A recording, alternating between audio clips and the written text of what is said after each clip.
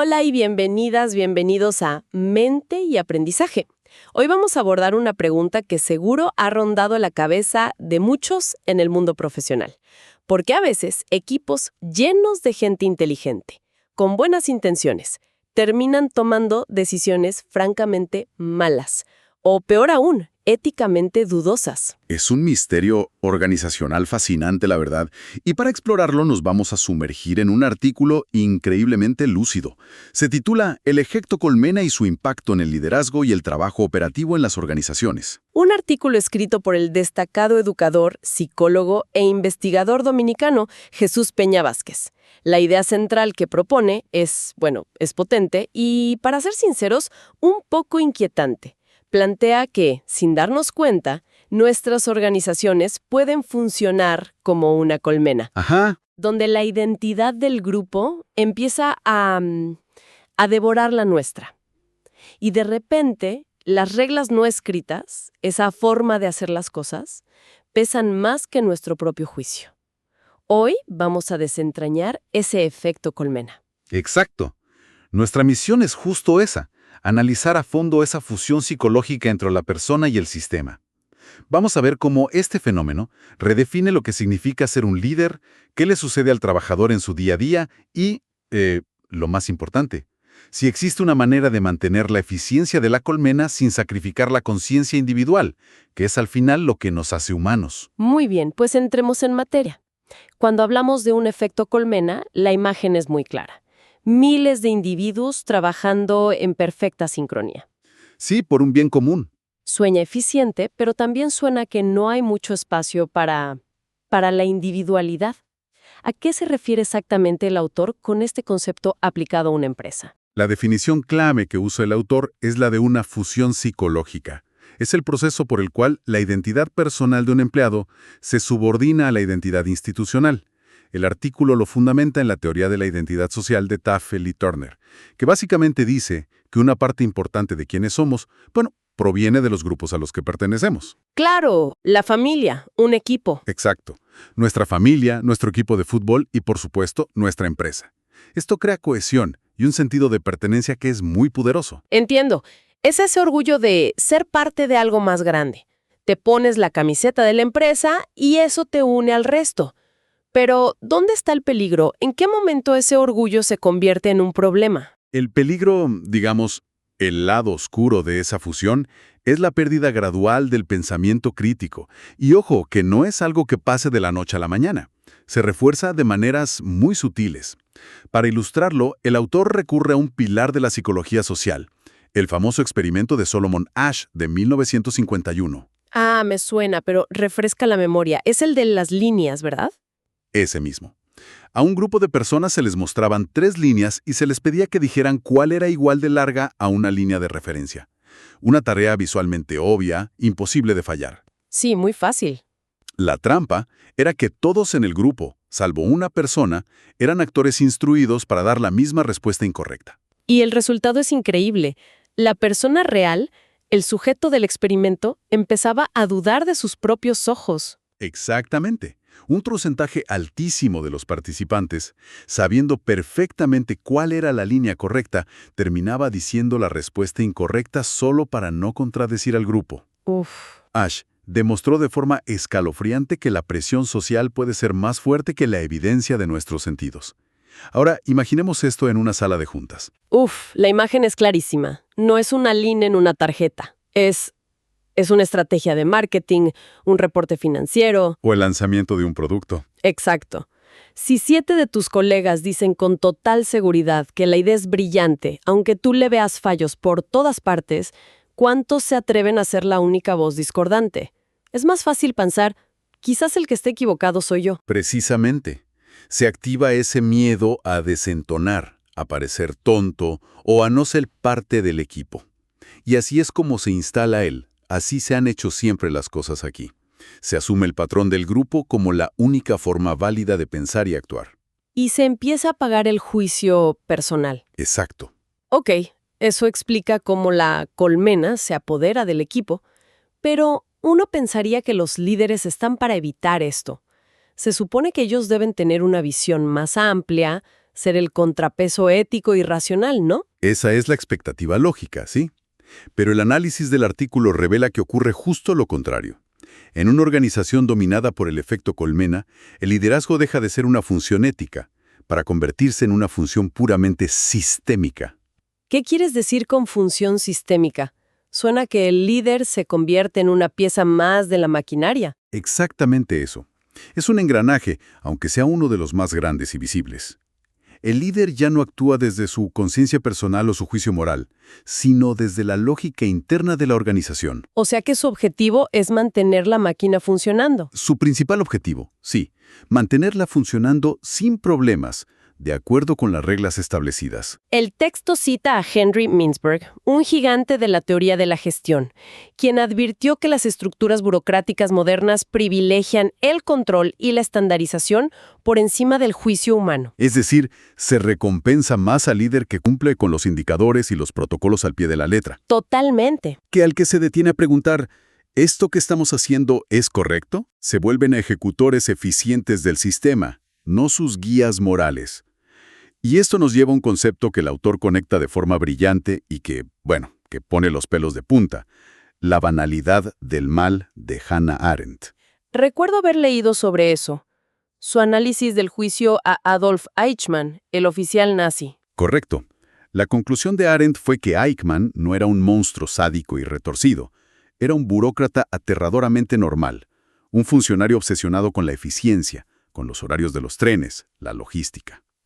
Hizo cosas terribles no por una maldad intrínseca, sino por una obediencia ciega a la estructura, por cumplir órdenes sin reflexionar sobre sus consecuencias. Espera, porque esa conexión es clave. No estamos hablando de villanos de película conspirando en oficinas oscuras. Para nada. Estamos hablando del gerente de contabilidad que aprueba un reporte creativo porque es lo que siempre se ha hecho para cumplir la meta y su jefe se lo pidió. No se siente malvado, se siente eficiente. Has dado en el clavo. La estructura le da permiso para no pensar. La estructura anula la responsabilidad personal. Exactamente. Y, como es lógico, este tipo de entorno es veneno puro para el liderazgo que realmente inspira. El artículo señala que el efecto colmena suprime activamente el liderazgo transformacional. Porque un líder transformacional es, por definición, alguien que desafía el status quo. Alguien que dice, ¿podemos ser mejores? Podemos hacer las cosas de otra manera. Y la colmena no quiere que nadie le cuestione sus procedimientos. Claro. La colmena recompensa la conformidad, la reproducción del modelo. Al que desafía las reglas, incluso si es para mejorar, se le ve como una amenaza. Entendido. Si el líder se convierte en el guardián de la colmena, atrapado por el sistema, ¿qué esperanza le queda al que está en la primera línea? Al que hace el trabajo del día a día. Me imagino que el efecto es aún más fuerte en ellos. El impacto es igualmente profundo, sino más. Para el trabajador operativo, el texto introduce otro concepto clave: la desindividuación. Fue descrito por Philip Zimbardo, el psicólogo detrás del tristemente célebre experimento de la prisión de Stanford. Sí. Donde a estudiantes universitarios se les asignaron roles de guardias y prisioneros, y en cuestión de días, la situación se salió de control. Sí. Demostró que si a personas normales les das un uniforme y un rol definido dentro de un sistema poderoso, pueden perder su identidad personal y actuar de formas que nunca imaginarían. El rol se comió a la persona. Exacto. Los guardias se volvieron abusivos y los prisioneros sumisos. O sea que el uniforme de la empresa, la jerga corporativa, el cubículo, todo eso puede funcionar como el uniforme del guardia de Stanford. Es una analogía perfecta. Borrando poco a poco quién eres para convertirte simplemente en el empleado de cuentas por pagar. Te diluyes en la masa. El artículo también menciona al sociólogo Richard Sennett, quien argumenta que la burocracia excesiva reduce al trabajador a una simple función técnica. Se pierde el orgullo por el trabajo, la conexión emocional, el propósito. Solo queda la tarea mecánica. Y esto tiene que ser devastador para la toma de decisiones en equipo. Si nadie quiere disentir porque la presión grupal es enorme y además todos se sienten como piezas anónimas, las reuniones deben ser un desastre silencioso. Exacto. Es la receta perfecta para lo que el psicólogo Irving Janis llamó pensamiento grupal o groupthink. Él estudió grandes fiascos históricos como la invasión de Bahía de Cochinos y descubrió que equipos de gente muy brillante pueden tomar decisiones catastróficas. ¿Por qué? Porque el deseo de mantener la armonía y el consenso es tan fuerte que la evaluación crítica de las ideas simplemente desaparece. Es como una conspiración de amabilidad. Nadie quiere ser el aguafiestas que arruine el buen ambiente diciendo, creo que este plan tiene un fallo garrafal. Así que todos sonríen y asienten mientras el barco se dirige directo al iceberg. Y a esto se le suma un último elemento que el texto conecta de forma magistral: los experimentos de Stanley Milgram sobre la obediencia a la autoridad. Demostraron que una persona común podía administrar descargas eléctricas dolorosas a otra solo porque una figura con una bata de científico se lo ordenaba. ¡Tremendo! En una jerarquía rígida, la orden de un superior a menudo se acata sin cuestionar sus implicaciones éticas. Es la tormenta perfecta. Tienes la presión de tus compañeros para conformarte, la pérdida de tu identidad en el rol que te asignan. Y la presión de tu jefe para obedecer sin preguntar. Parece casi imposible escapar. Es un cóctel psicológico muy, muy poderoso. Después de escuchar todo esto, el efecto colmena suena como una distopía corporativa que hay que evitar a toda costa. Pero seamos honestos, muchas organizaciones que funcionan así son increíblemente exitosas. Y rentables. Y rentables. ¿Hay alguna ventaja en todo esto? ¿Alguna razón por la que se cae en este modelo? Es una pregunta fundamental, y el artículo es muy equilibrado en este punto. Aclara que la estructura tipo colmena no es intrínsecamente negativa. De hecho, citando al teórico Gareth Morgan, estos sistemas tan estructurados, que funcionan como máquinas, tienen ventajas evidentes. ¿Cómo cuáles? Principalmente, la eficiencia, la previsibilidad y la coordinación a gran escala. Son modelos fantásticos para tareas estandarizadas y repetitivas, donde el error humano debe minimizarse. Ah, claro. Piensa en una línea de ensamblaje de coches o en una cadena de comida rápida. Exacto. Necesitas que cada hamburguesa sea exactamente igual, sin importar quién la prepare o en qué ciudad estés. Para eso, la colmena es perfecta. Claro. No quieres creatividad en la línea de montaje, quieres precisión y repetición. El problema no es la estructura en sí, sino cuando se aplica a contextos que requieren otra cosa, ¿no? Exacto. El problema surge cuando ese sistema anula por completo la autonomía, la creatividad y el juicio ético. Ahí es cuando la eficiencia se convierte en rigidez. La previsibilidad se convierte en ceguera ante los errores, y la coordinación se vuelve una incapacidad total para adaptarse al cambio. Entiendo. Una colmena es perfecta para hacer siempre lo mismo, pero si el entorno cambia de repente, se aparece un competidor inesperado, no tiene capacidad de improvisar, es frágil. Entonces, ¿cuál es la alternativa?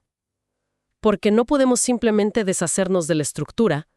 ¿Cómo se sale de la colmena para ganar en humanidad y adaptabilidad sin caer en el caos? La propuesta final del texto es una evolución. Es pasar de la colmena mecánica a lo que llama una organización consciente o un sistema vivo. La metáfora cambia, de una máquina a un organismo. Me gusta. Un organismo también es eficiente y coordinado, pero además aprende, se adapta, se regenera. Me gusta mucho esa idea. ¿Y cómo se ve una organización consciente en la práctica? ¿Qué es la diferencia de la colmena? Aquí el autor se apoya en el trabajo de Peter Senge sobre las organizaciones que aprenden. La diferencia fundamental es la actitud hacia el disenso y el error. A ver. En lugar de suprimir el pensamiento crítico, estas organizaciones lo promueven activamente. Fomentan el diálogo abierto, la seguridad psicológica para que la gente pueda hablar sin miedo. ¿Y la responsabilidad compartida? Exacto. Entiendo. ¿Son lugares donde los errores no se barren debajo de la alfombra para buscar un culpable?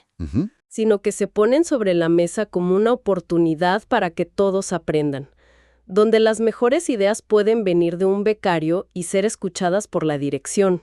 Precisamente.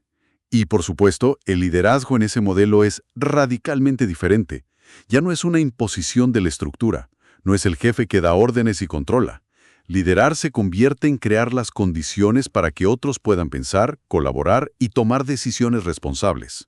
En otras palabras, el verdadero líder no es el que tiene el título más impresionante, sino el que hace las preguntas que nadie más se atreve a hacer.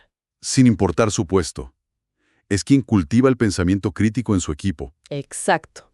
En una organización así, Disentir y decidir éticamente no solo se valora, sino que se entiende como la verdadera fuente de la resiliencia, de la innovación. Su mayor ventaja competitiva. Totalmente. En resumen, el análisis de Jesús Peña Vázquez nos ha ofrecido una metáfora potentísima. El efecto colmena nos muestra ese delicado y peligroso equilibrio entre la eficiencia colectiva, que sin duda es necesaria, y la indispensable conciencia individual. Hemos desglosado cómo puede convertir a líderes en meras funciones del sistema y a trabajadores en piezas de un engranaje. Pero también hemos visto que hay una salida. Superar esta dinámica no es fácil. Requiere un esfuerzo consciente y deliberado para transformar nuestros lugares de trabajo. Se trata de convertirlos en espacios donde la autonomía, el pensamiento crítico y la ética no solo se permitan, sino que se consideren su activo más valioso. Y para quienes nos escuchan, queremos dejarles una pregunta final para la reflexión, basada en todas estas ideas. En su entorno profesional, ¿qué pesa más? ¿La obediencia al sistema o el juicio personal? Una pregunta para meditar. Y si estas reflexiones les han parecido valiosas, los invitamos a suscribirse a nuestro canal Mente y Aprendizaje y hacer clic en la campanita para no perderse los próximos análisis basados en el trabajo de Jesús Peña. También pueden encontrar más contenido en nuestra página web www.menteyaprendizaje.edu.do y buscarnos en Spotify como Mente y Aprendizaje. Gracias por acompañarnos en este análisis a fondo.